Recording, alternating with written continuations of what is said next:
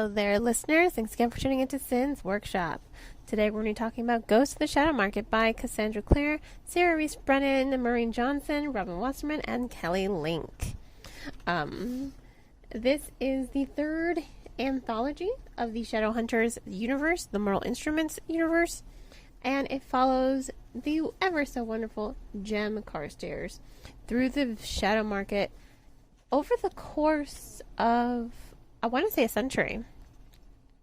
So yeah, over the course of a century, he's going to different shadow markets across the globe. He's having different encounters with different individuals. And personally, I have to say this is a must-read if you like the Shadowhunters universe, because there's so much history here.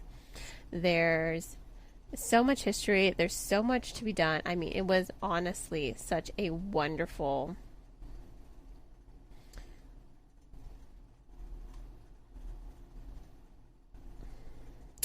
way to explore the backstory of the Shadowhunters universe. And I say that because I feel like this is great for Clare too, because now she's able to delve more into kind of side stories and side characters to give her overall trilogies more depth and dimension.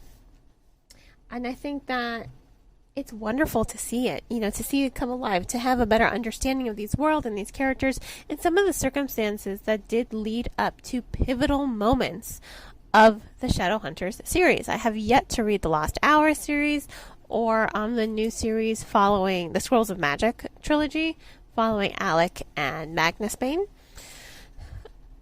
So I just can't wait to read those either. I think it's going to be absolutely wonderful. But I thought it was so well done to explore that. I thought it was so well done to see all these little snippets come together. And if you know about the world, you know what these little snippets are adding up to. You're seeing what that bigger picture is. You're following other characters. You're exploring more realms of possibilities. And for that, I think it was just so well done. But what I think really stood out to me personally was the relationship that Jem has with Tessa. I loved the Infernal Devices trilogy. However,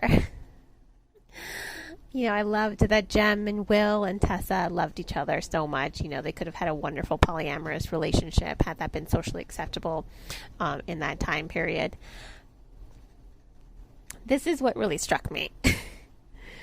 The ending of that trilogy. Her and Jem, it left a bad taste in my mouth, only because it seemed like such a cop-out. And for a while there, I wasn't really able to, I loved them, don't get me wrong. I did love them in the Infernal Devices. I did love their relationship. I loved their dynamic. But for a while there, after that ending, I was just like, I don't know how I feel about you two. Because she also loved Will so much. So the way it was written made me feel like, so she was just settling for Will, basically. Jem's the one she really wanted, when that really wasn't the scenario at all. But that's how it felt to me, and that's why it left a bad taste in my mouth. However, that being said, I think these stories give way more depth and way more dimension to the relationship between Tessa and Jem. I mean, when you see their dynamic, when you see how much he cares for her, being a silent brother takes its toll on him. Silent brothers are supposed to be very detached. They're not supposed to have any earthly attachments to Shadowhunters. They are supposed to just uphold the law. And the law is hard. So that's why they are detached. So they do lack some humanity. However, for Jem, Tessa, his memories of Will and his connection to Tessa, that is what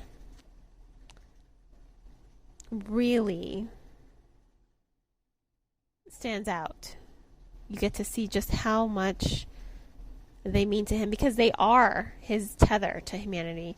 The memories of Will, his love for Tessa, they are both his connection to his humanity. So I think when we explore his journey, you're slowly seeing him change throughout the course of each of one of these stories. You're kind of seeing him become more and more and more detached before he's Jem again. And I think it's wonderful that you're kind of seeing this change in character and his tone and his mannerisms. You're seeing